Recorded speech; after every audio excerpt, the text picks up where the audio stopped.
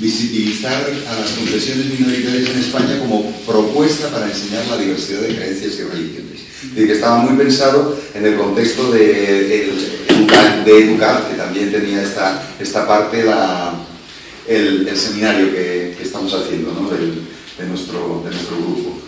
Y visibilizar, que es una acción que nosotros hemos hecho en el grupo de investigación desde siempre, porque nos hemos dado cuenta que tendemos a invisibilizar. En España tendemos a invisibilizar digamos que por dos razones fundamentales. Una, porque tradicionalmente, históricamente, solo se ve una religión, que es la católica, y por otra parte, tendemos a invisibilizar porque somos modernos, y los modernos tendemos a no ver las religiones. Incluso aunque las tengamos en las narices, no las vemos, porque tendemos a no ver la religión. ¿Y qué ocurría en el caso español? Pues que había una necesidad de esa visibilización, quizá en mayor medida con las minorías religiosas, que es lo que hemos estado trabajando. Entonces, bueno, pues esto es lo que me tocaba a mí un poco hablar, las confesiones minoritarias en España, cómo hacerlas visibles, porque no es solo visualizar, no es solo verlas. Visibilizar es una apuesta por hacerlas visibles cuando están invisibilizadas. Ese sería el planteamiento. Y bueno, pues el plan nuestro siempre ha sido intentar organizar esa visibilización en factores para ordenarlo mejor, también desde el punto de vista de convertirlo en un material para enseñanza. Y es más fácil de esa manera, ¿no? Entonces, lo que les propongo aquí es esa visibilización en tres principales factores, que son los números, que es el marco jurídico y que es el patrimonio. ¿Qué nos encontramos en el caso español, que es el que yo me centro aquí? Pues que cada vez hay un número mayor de personas que están en el contexto de las minorías religiosas, que podríamos llamar, que cada vez el marco jurídico es un marco jurídico que ampara en mayor medida, aunque también recorta, porque está basado en una historia determinada, y luego lo que nos encontramos es un patrimonio cultural, podríamos llamar cultural religioso, de esas minorías cada vez más evidente y más importante. Entonces este es el juego. La dificultad primera de visibilizar en el caso español, bueno, esto ya lo han visto ayer lo estuvo planteando Contreras. Yo lo único que la diferencia que hago con Contreras es ponerles la primera edición de la Pepa en su número. Él lo había puesto muy bonito detrás en español, pero aquí ven cómo está escrito en el español de antes, con los acentos donde se ponían en 1812, que es diferente, ¿no? Y bueno, y nuestra historia un poco particular, solamente les leo esto para que cosas que hemos estado hablando en estos días vean que permea completamente nuestra historia, invisibilizando cosas. Claro. Esto es del año... Fíjense que todavía Franco no había ganado la guerra, es del 2 de febrero del 39, no había ganado todavía la guerra, y ya deroga la ley de confesiones religiosas de la República, y fíjense qué manera de hablar. Entre todas las disposiciones de carácter laico promulgadas por la República, estamos hablando de la segunda, ninguna tal vez tan violenta como la de confesiones y congregaciones religiosas de 2000, bueno, dice la fecha, en ejecución de la Constitución del 31. Ante todo partía aquella ley de una base absolutamente falsa, la coexistencia en España de pluralidad de confesiones religiosas, cuando es notorio que en nuestra patria no hay más que una, que los siglos marcaron con singular relieve, que es la religión católica, inspiradora de su genio y tradición. Es decir, fíjense de qué partimos. Hay una invisibilización, claro, porque no solo desde la primera Constitución española de 1812, que decía que la única religión era la católica, sino que estas órdenes, esta doble invisibilización que les digo, ¿no? La doble invisibilización, la de las minorías respecto de las dos mayorías, Las dos mayorías en España serían los católicos, más o menos el 65%, y los no religiosos, más o menos el 20-25%. Estos son los datos que aparecen en los barómetros del CIS y en los instrumentos, por ejemplo, que utilizó el Ministerio de Justicia cuando hizo toda una serie de encuestas, y esto que les decía de la modernidad. Bueno, los números. Yo con que solo veamos los números estos ya me quedo tranquilo, pero bueno, vamos a ver si podemos ver algo más. ¿Cuáles son los números? Pues esto que utilizo aquí es de la explotación de lugares de culto de la Fundación Pluralismo y Convivencia. Lo hago con menos legitimidad, si quieren llamarlo así, que José María Contreras ayer. Ayer. ¿Por qué? Pues porque José María Contreras fue director de la Fundación Pluralismo y Convivencia y nosotros lo único que hemos hecho es trabajar en varios proyectos con ellos. O sea que él fue el que puso en marcha todo este mundo, ¿no? Y fíjense los datos. Lo interesante aquí es que incluye también los datos de parroquias católicas, para que veamos los números. Estamos hablando de visibilización numérica, porque una idea que se tiene es que minorías religiosas es que son muy pocos lugares de culto, son muy poca gente. Ahora nos vamos a centrar en los lugares de culto, luego intentaremos ver la gente, ¿no? Son muy pocos. Bueno, son muy pocos. Sí, son menos evidentemente que las parroquias católicas, que son 23.000, pero ya han visto que ahí aparecen 4.000 centros evangélicos, 1.500, que ahora son algunos más, 1.500 mezquitas o equivalentes, oratorios, ahora serán 1.600 y algo, 1.700. Testigos de Jehová, 650. Ortodoxos, casi 200 parroquias. Budistas, 155. Mormones, 119. Otras confesiones cristianas, 50. Bajáis, 44, que serían, pero quizá haya más. Lo que pasa es que 44, digamos que son las principales. Lo mismo que les digo, aquí pone budistas 155. Nosotros hicimos el estudio sobre los budistas y sacamos 400 y pico. Pero claro, ¿hasta qué punto tú puedes decir que es equivalente a una mezquita, un grupo budista que se reúne en una casa particular?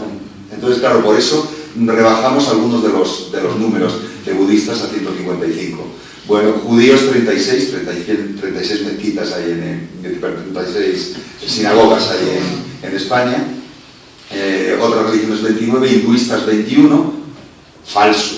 De toda, organizamos el otro día, quiero decir, en octubre trajimos aquí en algo parecido a esto al presidente de la Federación Hindú y nos dijo, ¿cómo que? Vamos a ver, es que salían dos en Canarias, cuando en Canarias hay 28 o 30, pero claro, se visibilizan solo unas pocas. No, incluye, por eso no he utilizado el registro, porque si hubiera utilizado el registro de entidades religiosas del Ministerio de Justicia, tendríamos que hablar solo de las registradas, pero aquí son las registradas más las que... Pero claro, hay un problema con los hinduistas, por ejemplo los de Canarias. El mayor centro hinduista de Canarias, que está en Adeje, no está visibilizado como un centro religioso, está visibilizado como la Asociación de Vecinos La Pineda, y tiene un templo y hace ceremonias con 3.000, 4.000, 5.000 personas, pero está como una asociación de vecinos. Claro, entonces, ¿qué es lo que les estoy hablando? De la invisibilización. La invisibilización, que en algunos casos es más evidente y en otros menos. Por ejemplo, aquí aparecen los SIGs, 20 centros de culto SIGs. Está bien. ¿Por qué? Pues porque los SIGs tuvieron un problema con los radiasis, tuvieron un problema hace unos años en que hubo una escisión y tuvieron mucha acción violenta en Europa y en otros lugares por problemas teóricamente el sikhismo no acepta las castas, pero en la práctica se acepta las castas, y entonces había un problema con los radiasis. Entonces, ¿qué es lo que necesitaban? Protección en los lugares de culto. Entonces, los 20 lugares SIGs son ¿por qué? Pues porque necesitaban la protección. Si tú la Asociación de Vecinos La Pineda, si tú llamas bueno, tienen la suficiente fuerza, digamos, para hacerlo, pero si llamasen a la policía y le dijesen, mire usted, es la Asociación de Vecinos que me están intentando una gente tal, no te hacen el mismo caso que si les dices, es que es un centro de culto y están intentando atacar este centro de culto, están haciendo contra este centro de culto una manifestación. ¿Qué ocurre? Que el Estado tiene que amparar tu derecho a la libertad religiosa. Entonces, claro, es rapidísima la acción de defensa. Entonces, para ellos fue muy importante, por eso quizá parezca que hay quizá más, ¿no? 15 de Cienciología, 7 de Ciencia Cristiana, es decir, bueno, pues ven ustedes, la totalidad 6.761, y ya han visto que no son todos, 6.700 respecto a 23.000.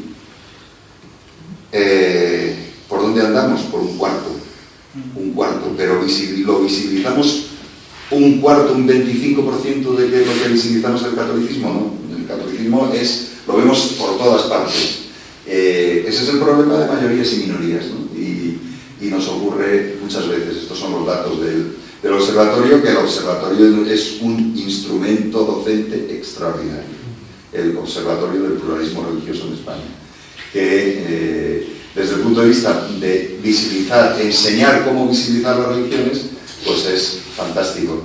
Esto que tienen ustedes aquí, que es el directorio de lugares de culto, que nos permite trabajar de una manera. Piensen lo que estamos hablando desde la mirada, no de la investigación, sino desde la mirada de la producción de instrumentos docentes. Entonces, esto es un instrumento docente extraordinario. Si preguntamos, claro, los datos que les he puesto antes están un poco anticuados. Esto es un movimiento permanente. Entonces, podemos preguntar sobre lugares de culto. Si lo hacemos así, buscamos, nos daría los lugares de culto en general. Le pido un listado y nos pondría al día de este minuto los lugares de culto encontrados. Y ahora mismo son 7.244. Los que antes hemos visto que eran 6.000 tal, son 7.244. Y si los localizamos, pues claro, ya la localización se nos descabala completamente porque aparecen 1.731 en Cataluña, 5.513, y vamos abriendo y van haciéndose, ¿se dan cuenta? Hasta aquí lo vemos hasta un cierto punto, pero vayamos, por ejemplo, a Madrid. Vamos avanzando en Madrid y lo que son números ya se convierten en números por zonas y barrios. ¿Se dan cuenta? Y lo que quiero llegar es zonas, barrios, para visibilizar el número.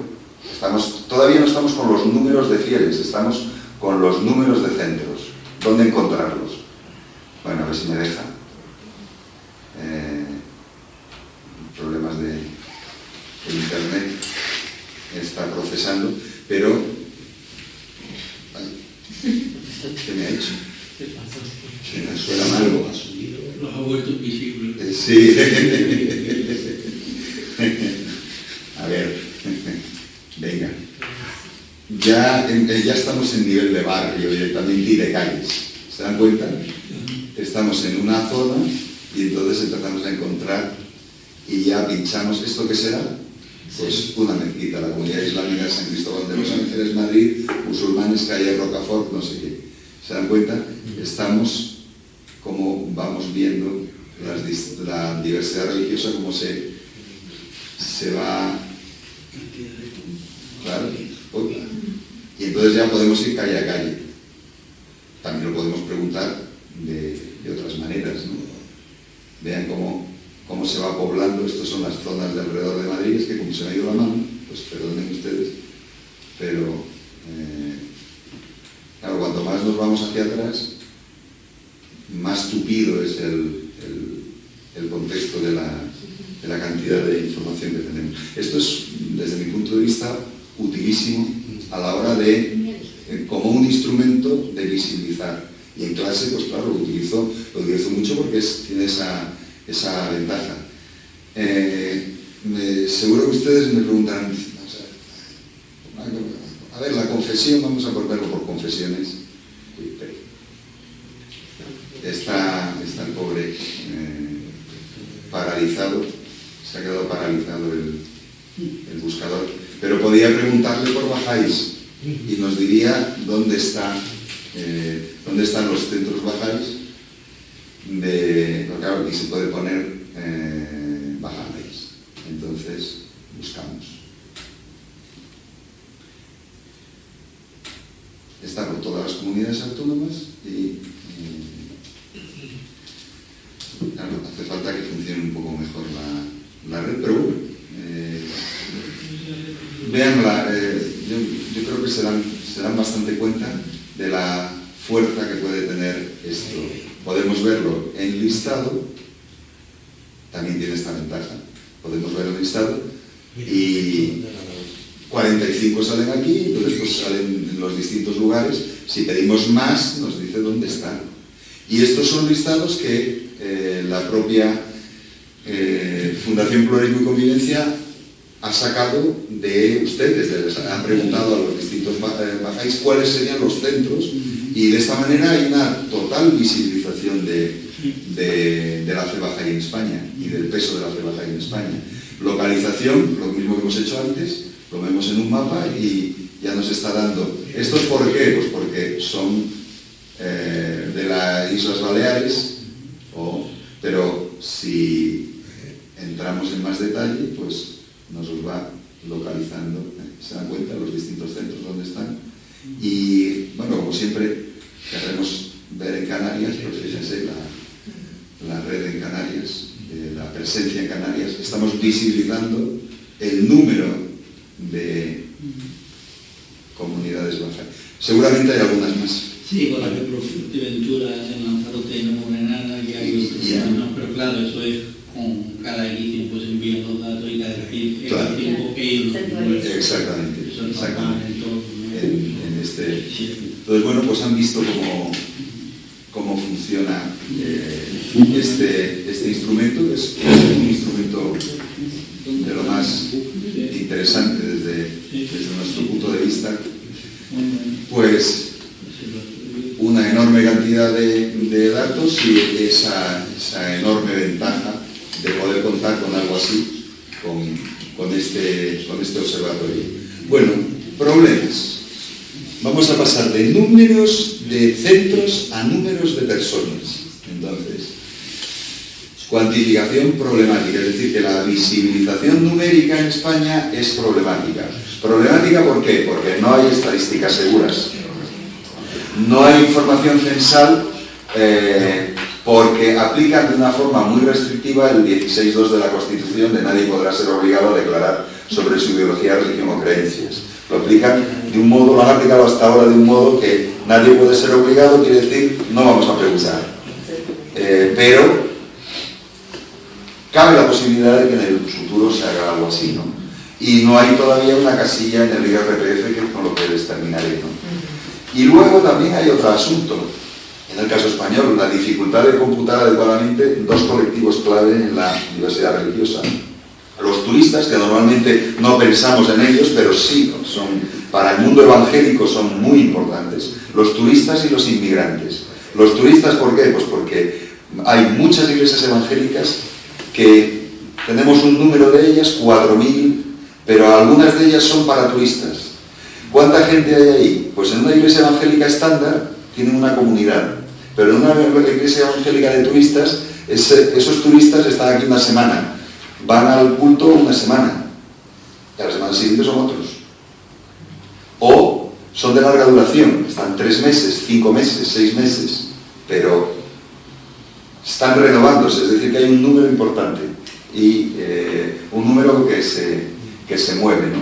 Aquí tenemos centros como el Puerto de la Cruz, donde son hasta, me parece, 3 o 4 las que comparten. Sí, otra de las cosas que hacen es compartir. Compartir por denominación y por lengua. Entonces, por ejemplo, en lengua inglesa de tal denominación, comparten con los alemanes, a veces ni siquiera la misma denominación, es decir, anglicanos comparten con luteranos. Cabe la posibilidad, incluso a veces la Iglesia Católica permite el uso entre unos y otros, es decir, pero la Iglesia Católica lo permite desde el momento en que sean para turistas, o sea, que el culto no sea en español. Si el culto es español, es culto católico, pero el culto anglicano en lengua inglesa... Para los católicos llaman a los anglicanos anglocatólicos. Sí, es verdad, la verdad. Y ocurre mucho con los ortodoxos. Los ortodoxos, gran parte de los ortodoxos rumanos, que tienen más de 100 parroquias, generalmente son cesiones de la Iglesia Católica, salvo una o dos son cesiones de la Iglesia Católica. Entonces, ese poco, lo que me preguntabas, Aureliano, sí que lo hay, toda esa mezcla, que está muy bien preguntado. ¿Por qué? Pues porque hemos visto un lugar de culto, pero en ese lugar de culto puede haber 3 o 4 comunidades, y con uso compartido, ¿no? Entonces, bueno, ¿cuánta gente hay? Esto es un intento, una tentativa, a ver que es del 2012, pero no está muy lejos. Hay cosas que son un poco mayores y ya ni hablamos de esto, ¿no? Ahora musulmanes son más de 1,2 millones. Estaríamos hablando quizás de 1,8, 1,9. Sí, 1,6 o 8. Sí, 1,6 o 1,8. Evangélicos depende.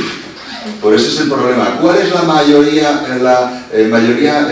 minoría mayoritaria en España? ¿Musulmanes o evangélicos? Serían musulmanes si contamos personas, pero serían evangélicos si contamos movimiento de personas. Porque claro, si hay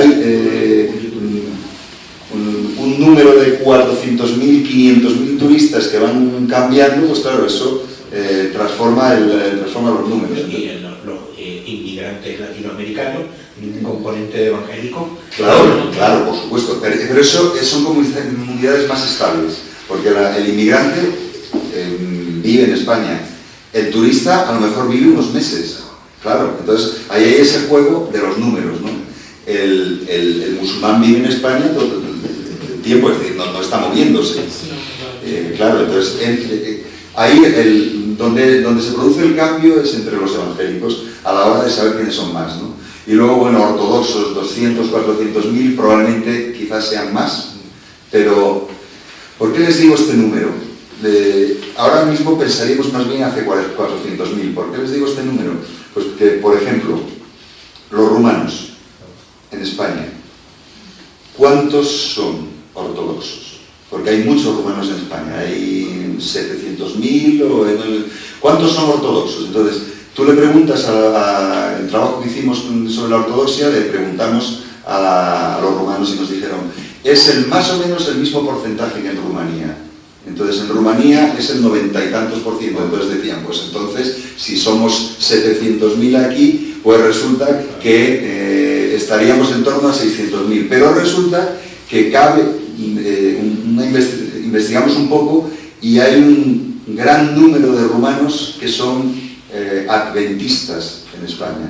100 y pico mil o 200.000 rumanos son adventistas. Entonces nos rompe ese juego que decían, es lo mismo que en Rumanía. No, en Rumanía no hay tantos adventistas como rumanos adventistas en España. Entonces, claro, aquí ya no estarían dentro de los ortodoxos, sino que tendríamos que computarlos. ¿Dónde los computamos a los adventistas? Pues en España los adventistas se computan como evangélicos. Pero en el resto de los países no se computan como evangélicos, sino como cristianos independientes. Pero en España, una característica del modelo español fue que para hacer, bueno, luego lo vamos a ver, para pactar con las comunidades y desarrollar la cooperación, a los adventistas se les pidió que se incluyeran en la Federación Evangélica. Por una vez los españoles evangélicos. No, porque son cristianos independientes, no son evangélicos. Sí, como denominación. Claro. Pero en ese sentido los bautistas serían una cosa también distinta. No, porque los bautistas son dominicales, tienen, es que los adventistas tienen normas dietéticas diferentes, son sabáticos, tienen un planteamiento respecto de los textos. Vamos a ver, que se pueden defender las dos opciones. se pueden defender las dos opciones. En cambio, mucha gente dice que los testigos ya... No, los testigos son cristianos independientes. Han visto que aquí tienen su lugar propio, tanto Iglesia de Jesucristo de los Santos de los Últimos Días, o sea, mormones y testigos de Jehová tienen su... Y además, ni unos ni otros fueron aceptados en la Federación Evangélica. En cambio, sí se aceptó en la Federación Evangélica dos grupos ortodoxos, lo cual es un asunto un poco particular.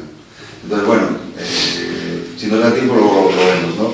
Y budistas, ¿cuántos habría? 50.000, 60.000. Hinduistas, 25.000, 30.000, quizá un poco más. Es que depende. No son mucho más. No son mucho más. ¿En Canarias? En Canarias probablemente haya entre 15 y 20.000.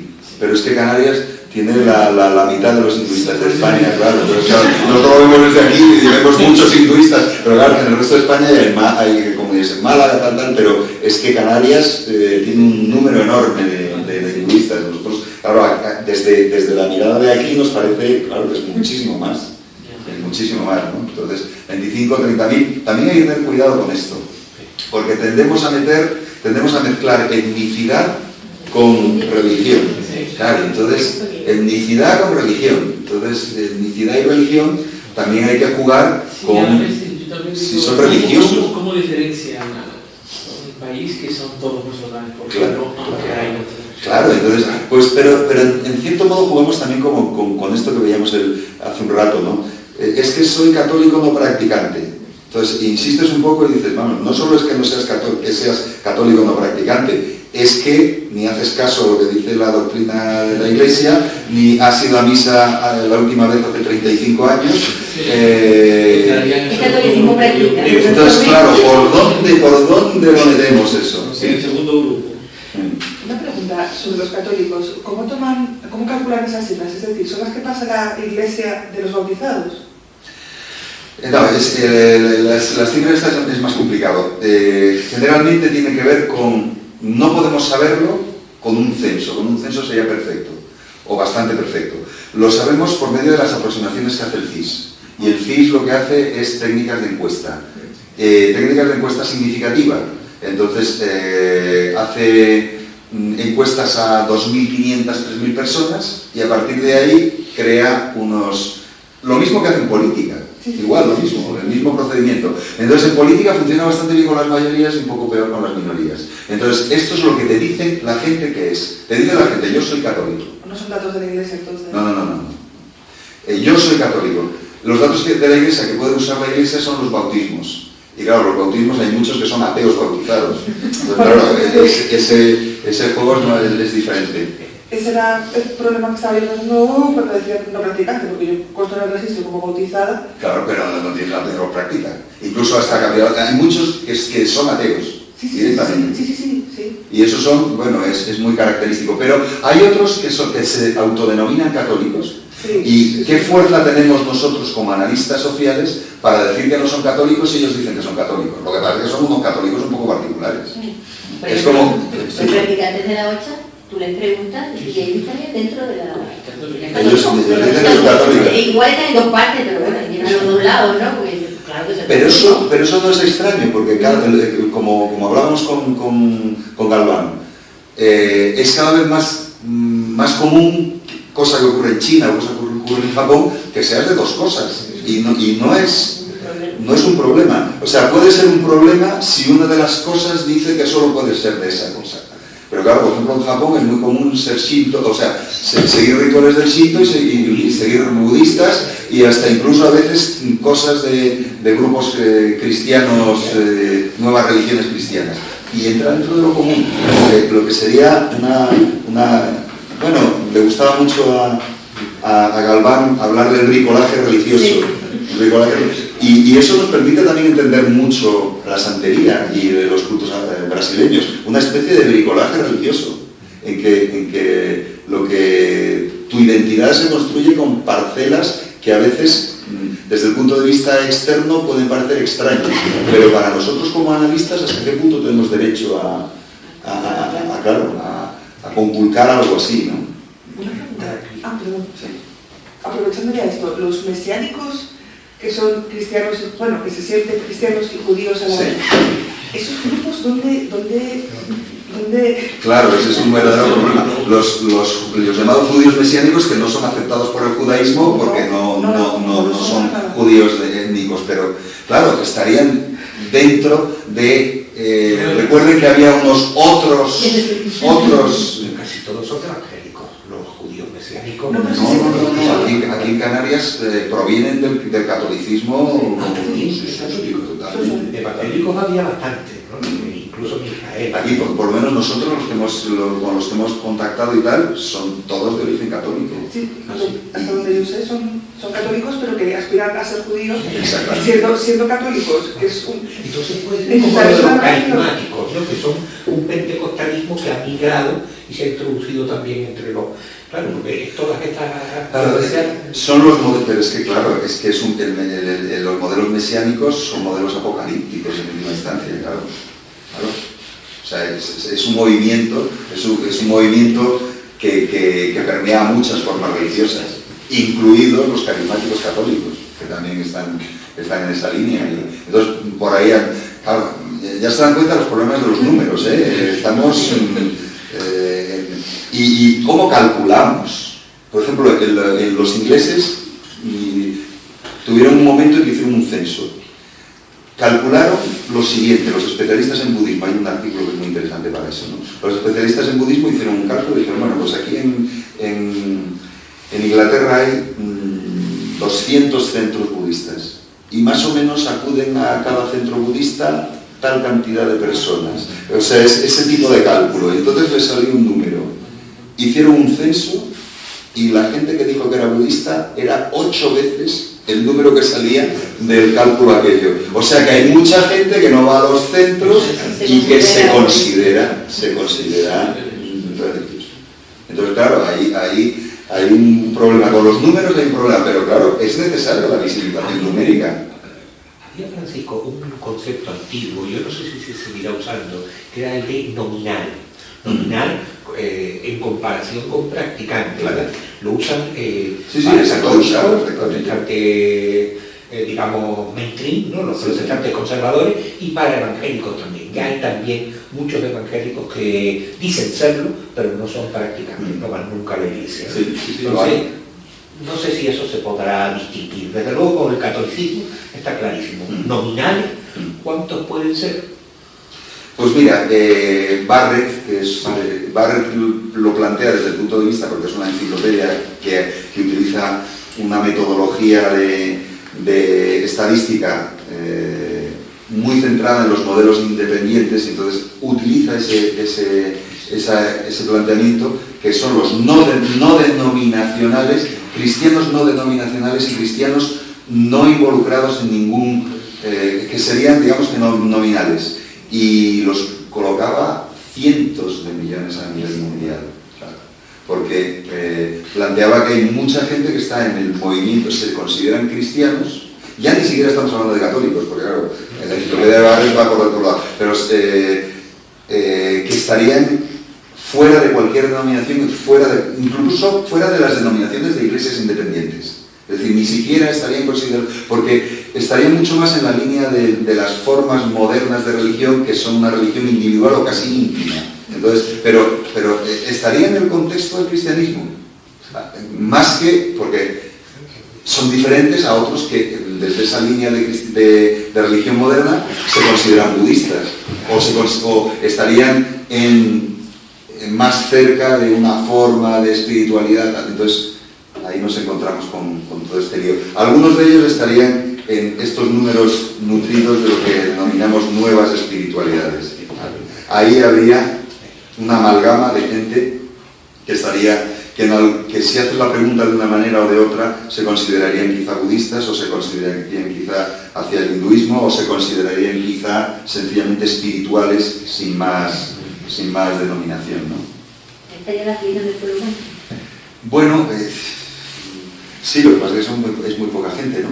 La iglesia del pueblo guanche, muy poca gente, pero están dentro de lo que podríamos denominar esto de religiones alternativas. Claro. Y ahí estarían todos los modelos de odinismo, Wicca, exactamente todo ese que bueno, desde luego son grupos muy pequeños, pero son muchos. Son muchos. No son pequeños. No son pequeños, no son pequeños, no hay más que ver el tema de Stonehenge, cómo se llena aquello que la policía no nos deja entrar, porque es que aparecen miles y miles y miles en los solsticios allí y en los equinoccios a hacer rituales.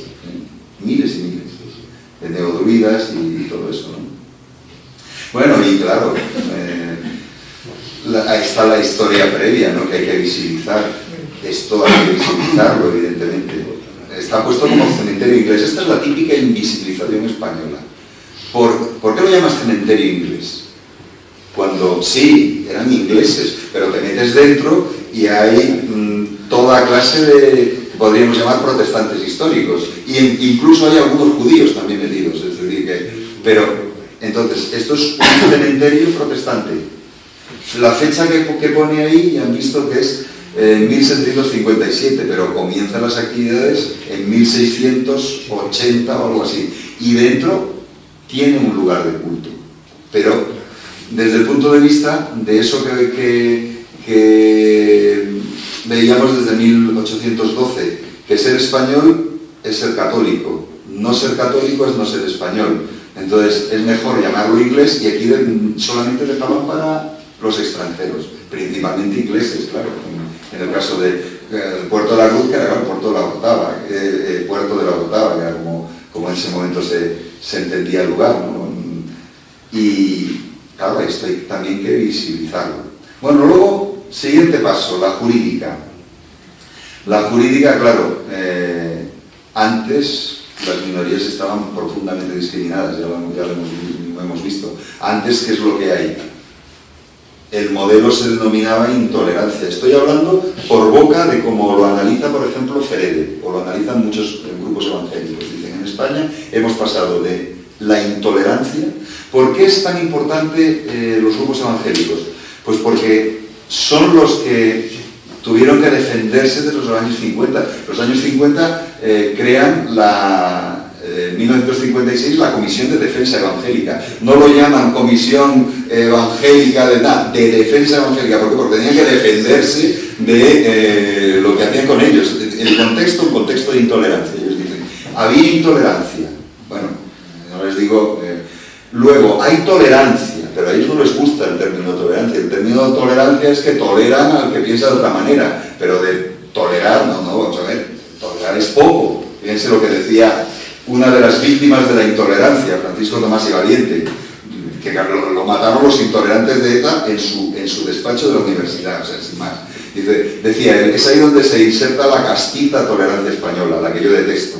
La tolerancia como concesión desde la verdad, la tolerancia como necesario mal menor, la tolerancia que sería un acto de generosa condescendencia de quienes están en posesión de la verdad. Esa era la tolerancia, que lo veían así los evangélicos. Es que nos toleran.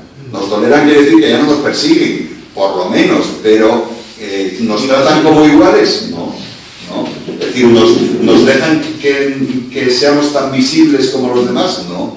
Lo que decía Contreras, ¿nos dejan poner la mezquita al lado de la iglesia? No, la mezquita al barrio, la mezquita al tal. La iglesia evangélica, no, en el polígono industrial la iglesia evangélica. En el centro, no. Así funcionaba. Esa sería esa tolerancia, ¿no? Y luego, claro, el tercer nivel es el de la cooperación. La cooperación con la Constitución española se pasa a ese nuevo nivel, que es el Estado de repente no solo ya no es intolerante, ya no solo tolera a los que así se denominaba. En el año 67 se hablaba de los acatólicos. Fíjense qué bonita palabra, o sea, todos metidos en una categoría llamada acatólicos, o sea que pobrecitos que no consiguen ser católicos, es la norma, entonces estos pobrecitos acatólicos. Entonces, bueno, pues todo eso cambia, la cooperación. Entonces el Estado coopera con las religiones. ¿Eso qué quiere decir con las confesiones religiosas? Eso quiere decir que el Estado, en el caso de que las confesiones religiosas para el desarrollo de la libertad religiosa necesiten algo del Estado, el Estado tiene una actitud actitud de cooperación. Ese sería el planteamiento. ¿Que la lleva al 100%? Bueno, pues eso ya es lo que vamos a ver, ¿no? El 100% no. ¿Por qué? Porque hay unos niveles de cooperación. Nivel de cooperación 1, el máximo con la Iglesia Católica. ¿Por medio de qué? Acuerdos del 79 con la Santa Sede. Entre la Santa Sede y el Estado español. Un acuerdo internacional. No es un pacto, es un acuerdo internacional, con toda una serie de características, ¿no? Aquí, bueno, pues si les interesa, aquí lo ven. Vicky hablaba antes de la página web de la Santa Sede. La página web de la Santa Sede tiene absolutamente todo lo que ustedes puedan buscar, incluidos los acuerdos, por si los quieren, ¿no? El acuerdo de asuntos jurídicos, el de asuntos culturales, el de Fuerzas Armadas y el de asuntos económicos. Los 4 grandes acuerdos que se firmaron en el año 1979. Si no me equivoco, el 3 de enero. ¿Recuerdan cuándo se votó la Constitución? A finales de diciembre. Es decir que muy poco después, una semana después de votarse la Constitución, ya se habían pactado. Es decir, una semana después de que se ponía en la Constitución artículo 16.3, cooperación, lo que antes hemos visto, cooperación, esperen aquí está. Los poderes públicos tendrán en cuenta las creencias religiosas de la sociedad española y mantendrán las consiguientes relaciones de cooperación con la Iglesia Católica y las demás confesiones. Pues tardó una semana en firmarse el acuerdo con la Iglesia Católica. Y luego las confesiones minoritarias con acuerdo. Esto es la visibilización jurídica. Entonces, para analizar la visibilización jurídica, lo primero que nos damos cuenta es que en el máximo de la visibilización jurídica está la Iglesia Católica. Es decir, no solo tiene el mayor número, sino la visibilización jurídica más evidente. Y luego, 1992, o sea que tardaron desde el 78 al 92, unos cuantos años, se hacen los acuerdos con las minorías, con el cristianismo evangélico, por medio de FEREDE, con el judaísmo, por medio de la comunidad, la federación que en ese momento se llamaba de Comunidades Israelitas de España, hoy como Federación de Comunidades Judías de España, y con el Islam por medio de la Comisión Islámica de España, con una acción un poco particular por parte del gobierno español, porque se pactó con federaciones. Ya no estamos hablando de un acuerdo internacional, sino un pacto con federaciones. Necesitaban un interlocutor. Aunque hubiese 2, los 2 tenían que estar en uno. Los problemas, por ejemplo, con la Comisión Islámica de España llegan hasta el presente y los tendremos los 30 próximos años. Porque claro, había por lo menos las 2 grandes y había unas cuantas 2 grandes federaciones con puntos de vista completamente diferentes. Y el Estado obliga a que se unan. Porque el Estado español tiene una característica, lo que se llama el regalismo español, que es que, heredado de los reyes hacían con la religión lo que les apetecía, hacían con el catolicismo lo que les apetecía, porque para ellos el catolicismo era un instrumento de su poder.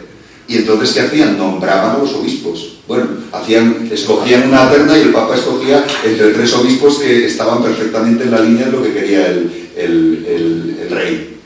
Franco hereda eso, y la Conferencia Episcopal Española, cuando se constituyó a partir del Concilio Vaticano II, una de las cosas que le pidieron es que renunciase a la presentación de obispos, y no renunció Franco a la presentación de obispos. Quien renunció fue Juan Carlos en el año 76, es decir, que fue el primer cambio, ¿no? Renuncia a la presentación de obispos, esa capacidad que tenía el poder político de control sobre la jerarquía. En el caso de América, no solo sobre la jerarquía, sino que había una presentación hasta de párrocos. Es decir, los párrocos en América se requerían la presentación, bueno, no era el rey, el virrey o quien delegase. Todo ese, como les digo, regalismo español. Entonces, ¿el regalismo qué es? Pues una forma que tiene la administración española. Primero era el rey y luego las administraciones que se fueron construyendo, y particularmente desde el Ministerio de Justicia, que es quien se encargó de las relaciones con la religión y con las religiones, pues el regalismo español, que dijo: yo quiero un solo interlocutor, aunque haya 20, un solo interlocutor quiero. Y vamos a ver, ¿cómo hacemos esto? Pues quiero un solo interlocutor para los evangélicos. Pues vamos a meter ahí todos los evangélicos juntos, todos los que quieran. Entonces, claro, metemos a los adventistas, no metieron a los mormones de milagro. Milagro metieron a los mormones, no, porque se hubieran sublevado, ya los evangélicos ya les metes mormones, les metes testigos de Jehová, y claro, dicen, bueno, claro, no, es que tienes un problema con el trinitarismo, tienes un problema con los textos, porque aceptan más textos de los mormones, por ejemplo, que los entonces, en fin, se convertían. Hablando de eso, me acuerdo una cosa, Francisco, tú seguro que tienes información al día. Yo recuerdo cuando hace pocos años se negó la inscripción en el Ministerio de Justicia a mis amigos los universalistas. Sí. Se les negó. ¿Eso sí pasa? No, porque desde que el... bueno, porque no habrán hecho el procedimiento. A los universalistas y también a la Orden Budista Occidental. No están dentro de la Federación de Comunidades Budistas de España. O lo que pasa es que la OGO no se llama ahora sí, sino que se llama Triratna. Pero sí están ellos incluidos. Lo que me pregunta Aureliano tiene que ver con los problemas que se plantearon con... Quienes lo resolvieron finalmente fue la Iglesia de la Unificación, los munis. Los munis pidieron que se les reconociese como Iglesia de la Unificación y el Ministerio dijo que no. Y terminaron en el Tribunal Constitucional que les dijo que sí. Lo siguiente es cienciología. Cienciología, que somos una iglesia, no, la Asociación Civil de Genética. Terminaron en los tribunales y lo ganaron. Entonces ahora mismo el Ministerio no tiene, la Comisión Asesora de Libertad Religiosa del Ministerio de Justicia no puede emitir, o sea, hay demasiada jurisprudencia y entonces lo único que puede negar la inscripción es porque haya algún defecto de forma o algo en relación con eso, no por asuntos... No por la doctrina. No por asuntos doctrinales, porque no puede entrar en asuntos... Era demasiado con los asuntos doctrinales. Pero para que vean la diferencia entre el modelo español y un modelo no regalista. No regalista, pero un poco particular, cuidado, que está aquí Tillani y le va a parecer un poco raro. Le va a parecer un poco raro a Tillani esto. Que es, esto tiene que ver con los temas del futuro, ¿no? Y entonces dentro de los temas del futuro, a ver si llegamos. Miren, esto es un asunto del futuro. ¿Qué va a pasar con la renta? La declaración de la renta. Modelo italiano. El modelo italiano, modelo no regalista. Han hecho pactos con toda una serie de grupos religiosos. ¿Quiénes son? Esto tiene que ver con que les puedes dejar el 8 por 1000, que es el 0,8%, que es lo que se puede dejar en Italia a asuntos de estos en España. Recuerden que es el 0,7 de la renta. Hay todo un movimiento para poner esto en marcha también en el caso español. Entonces, ¿a quién se lo puedes dejar? A la Iglesia Católica, a la Unión Cristiana Adventista del Séptimo Día, a las Asambleas de Dios de Italia, es decir, pentecostales, a los valdenses, la iglesia más histórica de tal, a los luteranos, a los judíos, la comunidad hebraica, a los ortodoxos, la Sacra Archidiócesis Ortodoxa de Italia, que es al cabo de la Europa Meridional, a la Iglesia Apostólica, que son independientes, en España no están incluidos en Ferete, no entraron en Ferete, a la Unión Cristiana Bautista de Italia, a la Unión Budista Italiana y a la Unión Hinduista Italiana. ¿Quiénes faltan? Los musulmanes. Porque no han pactado, no ha habido pacto con el Islam. Entonces se puede poner la firma en todas estas opciones, lo cual es curioso, pero tiene que ver con la acción de pacto, ¿no? Pero, claro, esto en España es imposible. Esto en España, que hagas un pacto con adventistas, otro con las Asambleas de Dios, otra con las tal, no es posible, porque el realismo español les obligó a todos a juntarse y ofrecer un solo intento. También es una evolución muy discutible, porque lo que hicieron ellos fue multiplicar el concordato Sí. El concordato que tenían con los católicos, multiplicarlo por todo lo que se encontraba. No, pactar con quienes quisieran pactar desde sus puntos de vista específicos. Claro, pero en el caso español esto no podría hacerse así de esa manera, vamos, ni sería totalmente imposible. Habiendo pactos con los musulmanes, en la declaración de la renta, si hay alguna vez una casilla, yo pensé que este año que viene iba a haber, bueno, no en este, sino en el siguiente, pero no creo que ahora esté la cosa como para eso, ¿no? Pero que habría, por lo menos habría para la Iglesia Católica, para judíos, para evangélicos y para musulmanes, si los judíos quieren. En España, porque todo esto se ha hablado mucho en el caso español. ¿Por qué se ha hablado mucho? Pues porque resulta que el arzobispo de la Iglesia de Constantinopla en España, cuando estaba en Italia, fue el que hizo el pacto con el gobierno italiano. Entonces no entendía que se pudiera hacer un pacto en Italia y no se pudiera hacer un pacto en España en relación con la declaración de la renta. Entonces, claro, empezó a mover todo eso. Ferede tiene un interés en eso. Y las comunidades judías planteaban que podría ser un problema, porque podía conectarse un nombre con una inscripción religiosa. En el caso judío podría haber una acción de persecución. Pero claro, si en Italia lo aceptas, ¿qué pasa? Que los judíos italianos son distintos que los judíos españoles. Es decir, que a la hora de hacer este tipo de planteamientos. Bautistas, pentecostales y por supuesto los testigos de Jehová, seguramente los testigos de Jehová no quieren. No aceptarán jamás. No. Testigos de Jehová no, pero bautistas sí los has visto. No, los bautistas siguen defendiendo la pero si están ahí, han firmado en Italia para bautizar y las asambleas de Dios, más pentecostales que las asambleas de Dios, sí, lo que pasa es que claro, hay posiciones independientes y posiciones dentro de los propios grupos que estamos viendo, ¿no? Bueno, Ferede, la Federación de Comunidades Judías de España, con sus, en fin, esto que estamos viendo de la Comisión Islámica de España, lo que planteaba en 2015, en 2013, el número que tú dices de 1.600.000 musulmanes, ¿no? Y visibilización jurídica, bueno. Luego, ¿quién hay en España? Pues están los grupos de notorio arraigo. O sea que ya hemos visto dos niveles, el nivel de la Iglesia Católica, el nivel de las minorías con acuerdos, pero luego hay toda una serie de grupos que no tienen acuerdos, pero que se les ha reconocido el notorio arraigo, que es un paso hacia los acuerdos, teóricamente. ¿Y quiénes son? Pues aquí los tienen.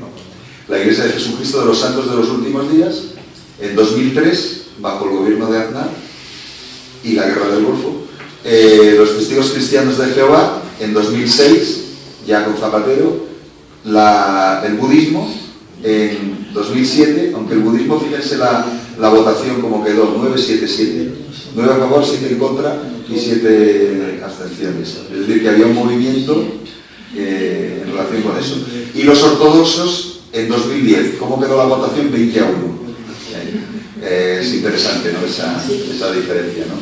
Y ¿qué privilegios tienen especiales? Bueno, pues no tantos como los otros. Luego están los grupos inscritos como religiosos en el Ministerio de Justicia, pero algunos de ellos desesperadamente desean que les den el notorio arraigo. Por ejemplo, los evangélicos que tienen a Krishnakripa Dasa, el presidente de la Federación Hindú, los hindúes, el presidente de la Federación Hindú que dice que no entiende por qué en España los hinduistas no tienen reconocido el notorio arraigo. No tienen reconocido el notorio arraigo porque desde 2015 necesitas tener todo esto. Desde 2015, llevar 30 años inscrito, que los hindúes lo tienen sin problemas, acreditar la presencia en al menos 10 comunidades autónomas o ciudades de Ceuta y Melilla, lo tendrían, pero tener 100 inscripciones o anotaciones en el registro de entidades religiosas. Si empezamos con que la comunidad hinduista más importante de España no está registrada, pues ya se pueden figurar cómo van a conseguir 100 inscripciones. Es decir, que hay un problema en el caso del hinduismo para acceder a este reconocimiento, ¿no? Entonces, bueno, pues algunos de estos que vemos aquí, o cienciología también lo querría. Y luego lo que antes tú planteabas, Aureliano, los grupos que se consideran religiosos pero que no se han inscrito, por razones diversas, por no mezclar a Dios con el César, que los hay unos cuantos que les pasa eso, porque han presentado mal los papeles, que también les ocurre, porque han presentado unos papeles defectuosos en algún caso, porque tienen unos puntos de vista un poco particulares sobre las preguntas que les han hecho. Hay un grupo que es muy curioso que le preguntaron, ¿cuántos son ustedes? Era un grupo muy minoritario. Y dijeron, somos 3.000 millones en el mundo, porque los seguidores de la diosa somos 3.000 millones en el mundo. Y dice, claro, eso llega al ministerio y dice, ¿cómo que son 3.000 millones? Pues si son 3.000 millones, pues es que no es el lugar de que ustedes estén aquí inscritos, porque claro, esto es una macro religión que poco menos que es la mitad de la población del mundo la que siguen ustedes. Pero claro, lo hacían por criterios teológicos y decían, vamos a ver, nosotros damos culto a la diosa. Entonces todos los que dan culto a la diosa, que resultan ser todos los católicos, porque la Virgen María viene a ser la diosa, todos los hindúes, porque la tal, y todos tal, pues entonces resulta que es en torno a 3.000 millones. Por eso llega al ministerio y dice, aquí hay algo en el dato, no me han entendido, no han entendido lo que estábamos preguntando. Que sencillamente necesitaban, porque hay grupos de estos budistas chinos que son 3 personas. Si no hace falta que se digan que son 3.000 millones, ni 300 millones, si con 3 personas, bueno, con un presidente, un secretario y un tesorero, ya puedes perfectamente, no hace falta más. Entonces, bueno, cosas de estas que ocurren, ¿no? O gente que tiene un modelo diferente, por ejemplo, Aureliano, ahí lo verás bien, muchos de los grupos Zen derivados de Taisen de Shimaru dicen, nosotros que tienen la idea del modelo francés. En el modelo francés no hay líos de estos de cooperación ni nada de esto, asociaciones, entonces ellos lo plantean como asociaciones, como la AZI, la Asociación Zen Internacional. Entonces, bueno, pues tienen la idea de que para qué se van a poner como un grupo religioso si con una asociación cultural funcionan perfectamente. Claro, y no quieren más. ¿Por qué? Porque lo piensan al modelo francés. ¿Por qué? Porque su maestro, donde empezó todo, fue en Francia, y en Francia tiene un modelo diferente de gestión, ¿no? Luego les voy a terminar muy rápidamente. La visibilización patrimonial, o sea, no solo la numérica, no solo la jurídica, sino ya el patrimonio religioso. Vamos a ver, el estupa de la iluminación de Benalmádena, 33 metros de altura, el más alto y más grande fuera de Asia. Tiene unos centímetros más que el que está en Boulder, Colorado, de Trumpa, el estupa de Trumpa. O sea, es enorme, o sea, no sé, 33 metros son como una casa de 7 pisos, 8 pisos, una cosa así, o sea, es enorme, ¿no? De repente, en medio se ve desde todas las autopistas que hay por allí, una zona, como ven, turística, claro, es un nuevo patrimonio que se está produciendo. Esto es la Iglesia de Cienciología, que ya tenían la sede abierta antes de que los hubieran reconocido como iglesia de Cienciología, pero les decían que no podían ser iglesia y tal y cual. Pues ya la tenían una sede enorme, que antes había sido un monasterio, y está al lado de las Cortes en Madrid, o una mezquita enorme como es la de la Negrita, es grandísima. Es un edificio masivo con alminar, con tal, ¿no? O esta, la de Málaga, también es con un alminar exento, en fin, con un grande. Claro, es muy grande. No estamos hablando de un pequeño oratorio, estamos hablando de mezquitas con todas las enormes, con un valor patrimonial, que eso es lo que si tuviéramos más tiempo, veíamos el valor patrimonial interior, cómo es cómo está planteada la sala de culto, qué características tiene, qué características decorativas, que parece, o sea, se mira claramente en la mezquita de Córdoba, es decir, un nuevo patrimonio, que es lo que podríamos llamar, un nuevo patrimonio religioso de las minorías en España, o esto de aquí, que es la Fundación Sacria en Alicante, con una sala de culto exenta que es enorme. O sea, esto la regaló un arquitecto a la comunidad, y es un alarde arquitectónico. Tanto es así que para no perderla, han tenido que colgar estas cosas para un poco organizar el espacio entre ellos, porque era un espacio exento enorme. O esto que ven aquí, que está San Cayo en Huesca, un monasterio que es como Bután, pero en el Pirineo, o esto, el templo de uno de los mayores templos mormones de Europa, el templo de Madrid, que es enorme también. Esto es un nuevo patrimonio, o esto de aquí también es un nuevo patrimonio. Esta es la sinagoga principal de Madrid, la de donde está la Federación de Comunidades Judías de España. La estamos viendo desde la zona de mujeres, porque son judíos tradicionales y hay una segregación en el culto entre varones y mujeres. Entonces, las mujeres arriba y los varones abajo en el culto. Caben más de 1000 personas. O esta es la catedral ortodoxa de Madrid, donde está el arzobispo. Fíjense cómo es por dentro. Candidato ortodoxo. O esta es la iglesia rusa. No es catedral, es muy grande, pero no es catedral porque el obispo está en París. España depende del obispo de París, ¿no? O bueno, pues ya si entramos en grandes espacios. Esto es de la iglesia Filadelfia en Valladolid, que es donde tienen el centro, o estos testigos de Jehová en Ajaldí, donde tienen el centro principal. O sea, un nuevo patrimonio. Y no les sigo, pero si les interesa, como esto lo pueden ver arriba, pueden seguir si siguen la dirección que tienen ustedes aquí. Les había preparado, por si teníamos más tiempo, les había preparado pues echar un vistazo al nuevo patrimonio judío en España, con la visibilización.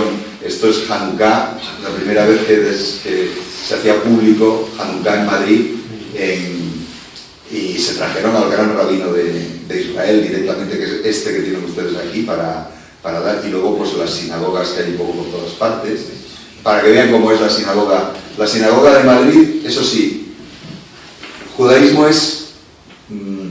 ¿Ustedes ven algo aquí que pueda decirles que dentro está la sinagoga esa en que caben 1000 y pico personas? No, pero si miran bien, sí. Si miran bien, en esto que hay aquí arriba, si miran bien, sí, pero hay que mirar bien. Sí. Si lo miran bien, claro que lo tienen aquí, este centro enorme. Miren dónde están las mujeres arriba. No, esta es Madrid. Y la sinagoga pequeña, tienen otra sinagoga pequeña para el culto común, y bueno, pues estos serían los cementerios judíos, en fin, pero lo mismo les había planteado el nuevo patrimonio evangélico en España. Esto sí, esto es de Las Palmas. Escandinaviska Turistkirkan, o sea, no se han molestado. Es iglesia escandinava de turistas. No vayamos a tal, ¿no? Y esto, el supermercado con la cruz arriba. Jesus loves you. La iglesia cristiana del sur de Tenerife. Sí, los cristianos, sí. Claro. Había un supermercado. Debajo, al lado del supermercado, debajo un centro muy grande. Esta, por ejemplo, la Svenska Kyrkan, mírenla, que esta es pues, en culto. Y lo que hay para los turistas que es culto, bueno, ya han visto cómo somos los españoles. O sea, esta pobre gente saben inglés, y los españoles, aunque lo sepamos, no les contestamos en inglés, o sea, les contestamos en español. Entonces hay un momento, llevan ya 2 semanas, en que necesitan, aunque no hayan ido a la iglesia en su vida, necesitan, yo quiero irme a poder ser más que inglés. Si soy noruego, que alguien me hable en noruego. ¿Dónde lo vas a encontrar? En una iglesia con tus. Entonces vas allí, y claro, la iglesia tiene evidentemente el culto, que es en sueco o lo que fuera, pero todo esto es para tomarse un café antes y después, claro, para la socialización en el entorno de la iglesia. Tú allí te juntas en el culto, pero también te juntas para hablar con tus compatriotas. Y a lo mejor no has dicho una palabra, llevas 20 días o llevas 2 meses y dices, esto se me va a olvidar quién soy, ¿no? Entonces, estos son las iglesias de turistas. Luego también tenemos las iglesias pues africanas o coreanas. Esta iglesia coreana en Las Palmas es genial porque hacen los cultos a las 4:30 de la mañana, me parece, o 5 de la mañana. Y dices, o sea, esto no tiene sentido. ¿Qué hacen a las 5 de la mañana en el culto? Porque son pescadores coreanos que llegan de pescar, los cogen en un bus, los llevan a la iglesia y luego a que duerman. Y claro, y entonces de repente todo este tipo de cosas, bueno, porque se había preparado sobre evangélicos en distintos lugares, que bueno, lo pueden ver porque está así, luego de todo tipo, de gitanos, en fin, todo tipo de luego adventistas, luego ciencia cristiana, que también aparecía, musulmanes, pues les he planteado, aquí les he presentado toda una serie de datos sobre, y para que vean, esta es la mezquita, la de la N30, ¿a qué se parece? Pero modernizado. Vamos a ver, esto es un nuevo patrimonio, o sea, esto es un nuevo patrimonio. Esto que ven aquí, vamos a ver, esta es la de Málaga. Esta es la de Málaga. Vamos a ver, es un nuevo patrimonio que está reflejando y mirándose en el de Santa Cruz.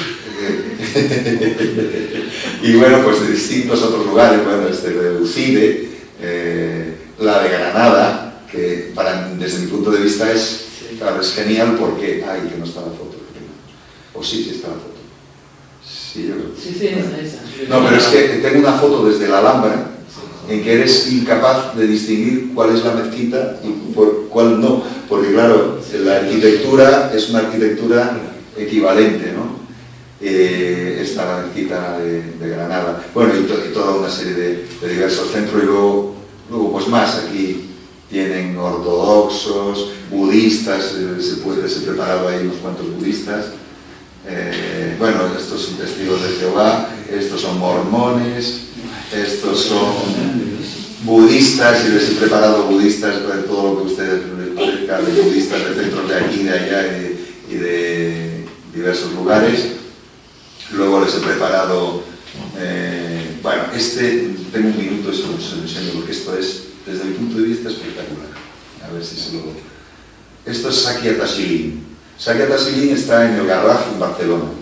Y entonces, ¿qué han hecho? Poner un centro budista en un palau de estos ecléctico modernista catalán. Entonces esta es la entrada, encuentras esto, luego pasas dentro y pasas a la iglesia, y han mantenido la iglesia también muy budista esto, la iglesia. Lo único que le han puesto capas a los santos y a Cristo, como si fueran maestros a los que se veneran. Entonces lo ven, que llevan los capas estos, los pañuelos blancos, todos con sus pañuelos blancos, los mismos pañuelos blancos que le ponen a cualquiera que aparezca por allí, y luego la gasa por dentro.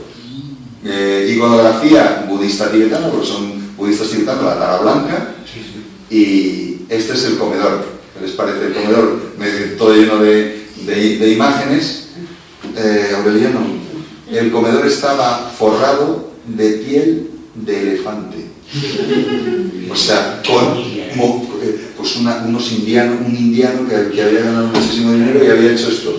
Pero figúrate tú, para un budista tener para un budista tener de estos de piel de elefante, con lo que es el elefante para los budistas, pues nada, sincretismo puro de estético artístico, ¿no? Y bueno, las zonas nuevas, pues claro, son lugares de culto nuevos, ¿no? Cosas de estos que tienen que ver con el patrimonio. Esto es el patrimonio en España, bueno, y este también se lo enseño porque es genial. El Hotel Kadampa, son budistas. ¿Y qué quiere decir Hotel Kadampa? Que tienes la piscina y el lugar de culto aquí, o sea que puedes, el templo, entonces te das un baño y pasas la mezcla del turismo religioso, que en el caso budista pues ha sido muy particular. Pero bueno, pues les pongo cosas de estas aquí.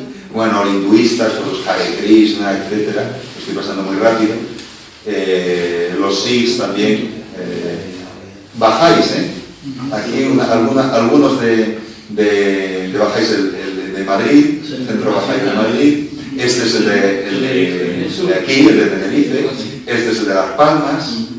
Y por dentro y demás, bueno, pues también, bueno, Sukyo Mahikari, distintos grupos. Estos son los de la Iglesia de la Unificación, que todavía en España se llama Iglesia de la Unificación. identificación porque les costó tantísimo que tuvieron que llegar a todos los tribunales para que les reconocieran, y entre medias, cuando ya les lo habían reconocido, cambiaron el nombre a Federación para la Paz Universal, pero en España pues, les costó tanto que han seguido manteniendo Iglesia de la Unificación, porque dicen que es que aquello fue lo que nos costó, y entonces claro, la Universal Peace Federation, ¿no? Que es como y bueno, mira, esto que te parece un altar de santería, con todo comprado en un restaurante, Sí. bueno, y cosas de santería, pero esto, bueno, de chinos y de cienciólogos también con más detalles. La inauguración, esto es el Centro de Cienciología desde dentro, por si quieren echarle un vistazo, y este es el centro de culto con la imagen de Ronald Hubbard. ¿Hay en Tenerife cienciólogos? Sí, en Las Palmas. Y bueno, en Tenerife también alguno, pero es que los cienciólogos y tienen un amor por Tenerife, porque fíjense lo que es esto. Este es Ronald Hubbard y al fondo Gran Canaria. Y este es Ronald Hubbard y al fondo Tenerife. ¿Por qué? Porque la rama religiosa de cienciología, que se llama no sé qué del mar, ¿El barco aquel que iba se fundó en Canarias. Entre Las Palmas y entre Gran Canaria y Tenerife fundaron la Organización del Mar, que es la organización religiosa de cienciología a la que pertenecen todos los cienciólogos, bueno, que tienen toda una serie de características específicas. Los que son no pueden tener hijos, por ejemplo. Pueden estar casados, pero no pueden tener hijos. Los cienciólogos que son la élite, Miscamis y todos estos son esa élite. ¿Dónde se fundó? Se fundó en aguas de Canarias. Y a modo de curiosidad, ¿la cienciología no estaba prohibida en Alemania y en...? Bueno, tuvieron problemas con Alemania, Sí, pero no, claro. ¿Se les permite? Sí, perfectamente, claro. Es que eso de cómo puedes no permitir a un grupo religioso o que se estima religioso. Bueno, y esto es más nueva era, de centros de este tipo, Armadatus y tal, centros de este tipo, y luego los tuyas. Que tú hablabas de... Claro, la orden de Ayala, bueno, esto era el Yemayá también, el Bazar Yemayá cuando era esto, pero la cadena Santería Milagrosa, Madrid, es espectacular, o sea, ustedes no se pueden figurar lo que es, o sea, con los coches, con los balcones. Miren, este es uno que va llevando un cartel por Madrid, por la calle de Montera, no sé cuántos, con lo de Santería Milagrosa, y tienen centros pues por todas partes, ¿no? Esta foto es un poco particular porque pone culos religiosos, artículos religiosos. Y bueno, y los retos de futuro, el 07 de la renta, la ley de neutralidad, y bueno, y hacia lo que tendemos, que en un minuto se lo cuento, les escojo el ejemplo de un sitio que es Calpe en Alicante, que es muy turístico. Entonces en Calpe que hay un 40% de población que son turistas de larga duración y gente que trabaja para todo ese mundo.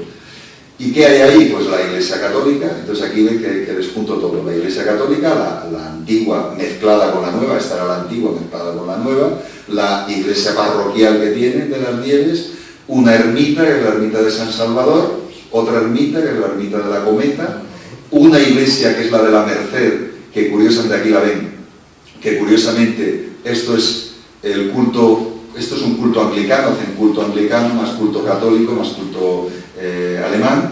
Luego, la iglesia más visible de todo Calpe, porque todas estas ya han visto que son no muy grandes y tal. La más visible que ve de todas partes es la Costa Blanca Evangelical Community Church, que es esta de aquí, que se ve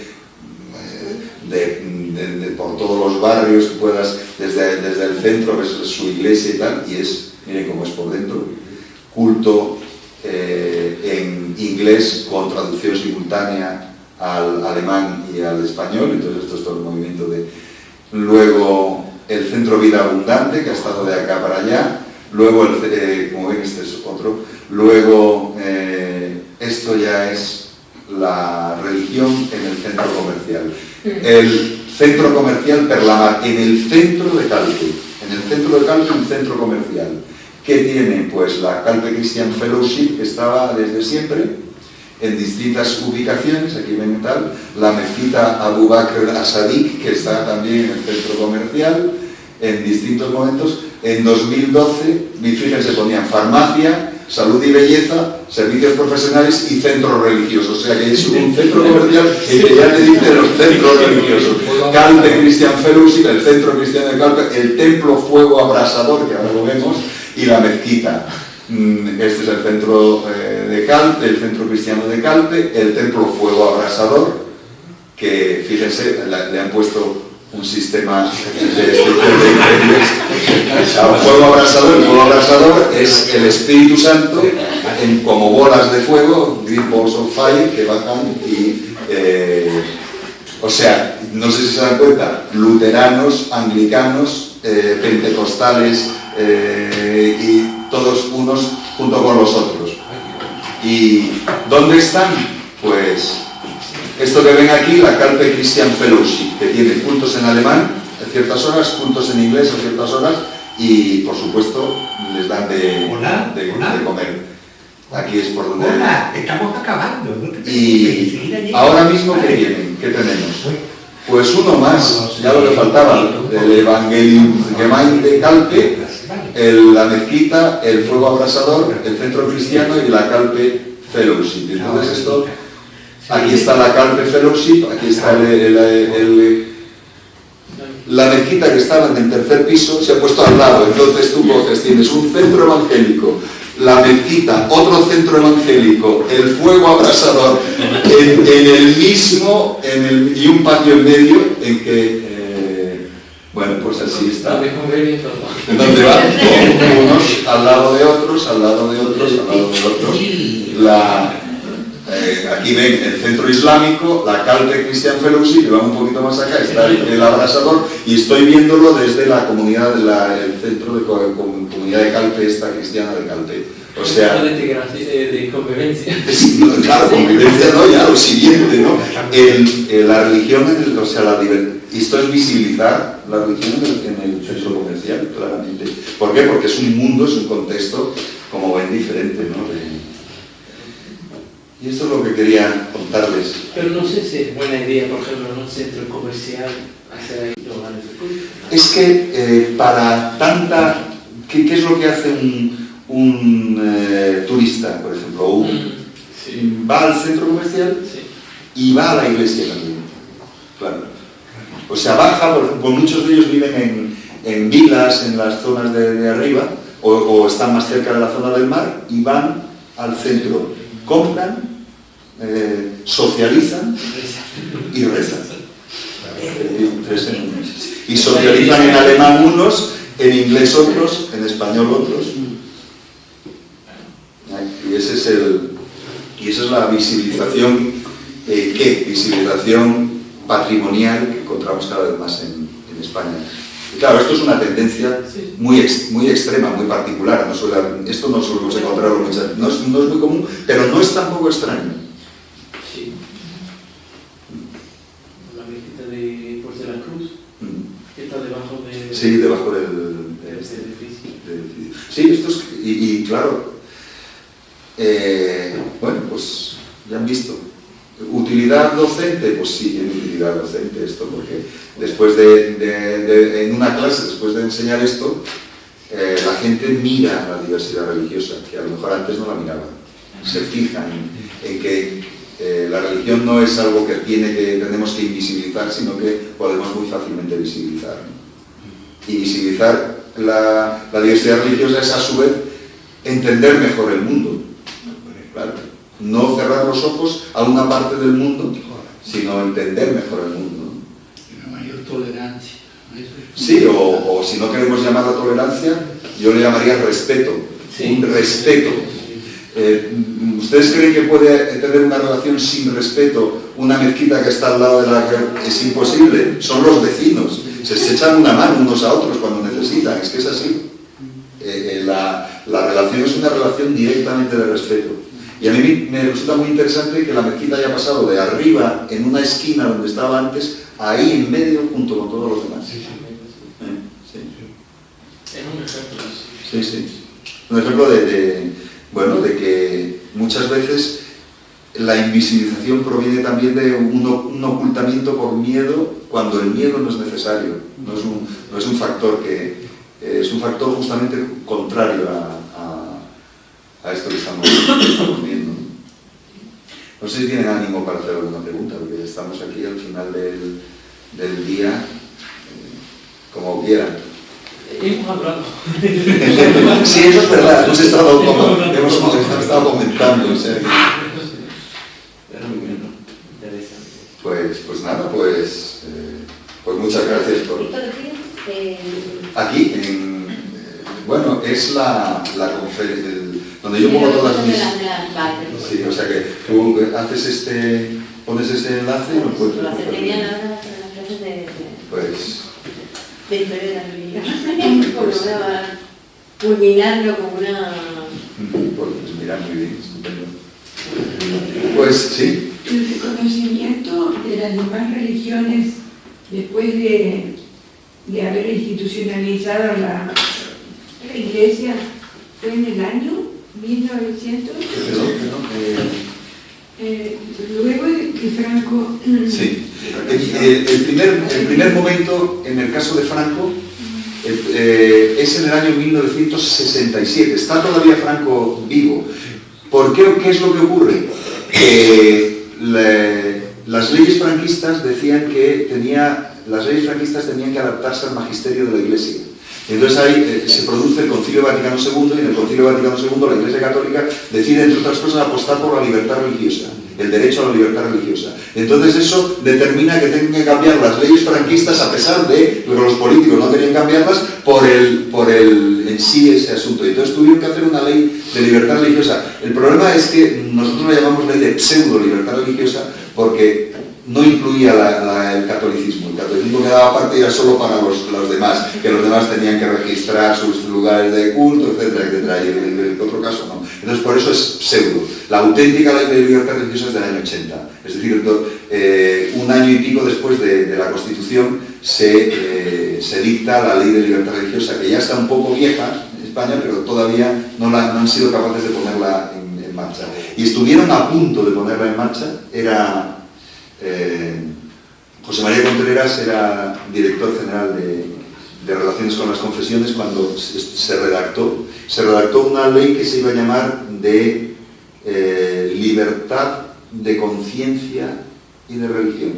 O sea, incluía también la libertad de conciencia, para que no fuera solo una ley de religión, sino que tuviese que ver también con todo lo que podemos llamar los temas de conciencia. Estaba muy bien planteada, pero no salió adelante. Entonces, bueno, pues estamos esperando que algún gobierno cambie una ley que es del año 80.